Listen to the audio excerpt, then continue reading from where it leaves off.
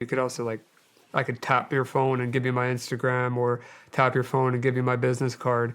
So NFC is a little more versatile than RFID, but they both essentially are, I believe it's called passive devices. They're powered by the receiver. They don't have a battery in them. So what? Let's just run through just a list of all the things you can hack with that one little device. I mean, I don't want to make it into an ad about Flipper because it's not Flipper itself. Like, I'll tell you, but I'm just saying that Flipper itself, if you're going to go online and buy one of these and expect to be able to do everything that I'm talking about, you need to have custom firmware or software, whatever you want to call it, that allows you to do that, and you need to know how to modify it. So don't go out spending $180 on this device thinking you're going to hack somebody's car or steal their credit card, because that's not going to happen. But if you want to go down the list, I mean, there's a ton of things. There's like, all the radio things I just told you about, the RFID stuff, the NFC, which is the credit cards and more, infrared, which is TVs, projectors, and many other devices, GPIO, which is just anything that connects to the outside of this device, so I can make devices work and this be the controller for it. iButton, which is a form of authentication that uses these things, these little metal prongs as a key. Bad USB, which emulates a keyboard, types like, a couple thousand words a second. Wow. Or I'm sorry, a minute. I'm sorry, a couple thousand words a minute. And then it also has some use cases that aren't hacking, like two-factor authentication. This is a offline device where you can generate your two-factor without needing a device that's connected to the internet. So it does that too. And then there's a ton of other sub-applications that are on here, like hundreds of them that do little things. So a lot. Just with this one device. This thing, it does just radio, but it does a lot more than this thing. Really? Yeah. What does that one do? This one you can hack airplanes with. I mean, that's an extreme, but that's something that you can actually accomplish with this using ADSB. You can choose to either receive or transmit. So you can choose to either receive or transmit ADSB with this device, and that's the frequency to tell a plane, its call sign, position, and more. And it's very illegal to do that, of course.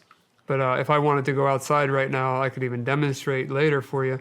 I pull this antenna out. This is just a small antenna.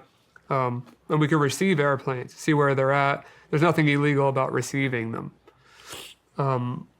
Transmitting is where it gets a little bit funky, But yeah, ADSB, this one does a lot. Like something like a joke, for example, touch tunes at a bar.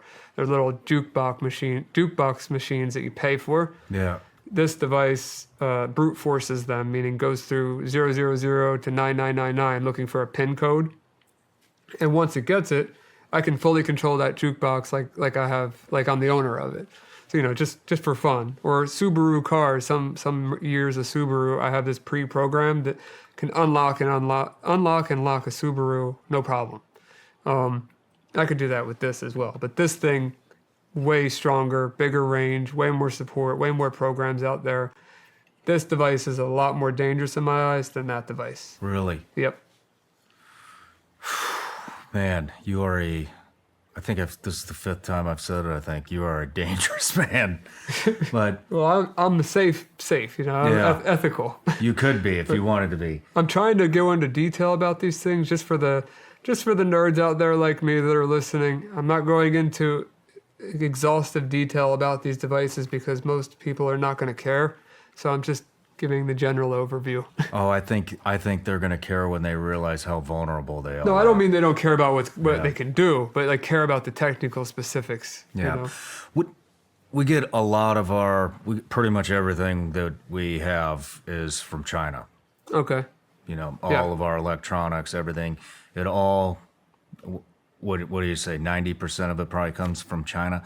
Do you think we need to worry about what they're putting in our electronics? Yeah. I mean, I'll give you one example. I bought this awesome vacuum and mop that's in one. It's an all-in-one vacuum mop called Tinico. And it completely connects to a Chinese server to transmit and receive information. Like I made a joke out of it. I actually have a video of it where you could turn the audio on for it. Like when you plug it in, it says charging started, charging stopped. Like when you put it on and off, I can control that with my computer through a Chinese cloud server. There's no reason that vacuum and mop should connect to a Chinese cloud infrastructure whatsoever, but it does. And at any point, they could change the way that functionality works and take over my home network with this vacuum mop. So, Are you serious with a vacuum mop? Yep. Yeah. How many devices do you think have these things in them? Anything with a Wi-Fi connection, it's not everything's going to be China beaconing back and forth, but anything with a Wi-Fi, anything with Wi-Fi capability is going to open up, an attack vector. Washing machines, refrigerators, just Oh, yeah. why does a vacuum mop I don't know. Wi-Fi capability?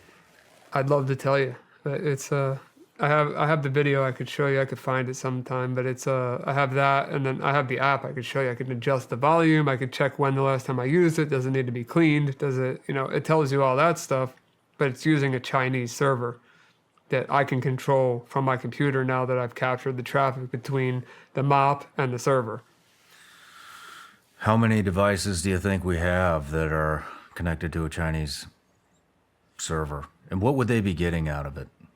I mean, it's all about data nowadays.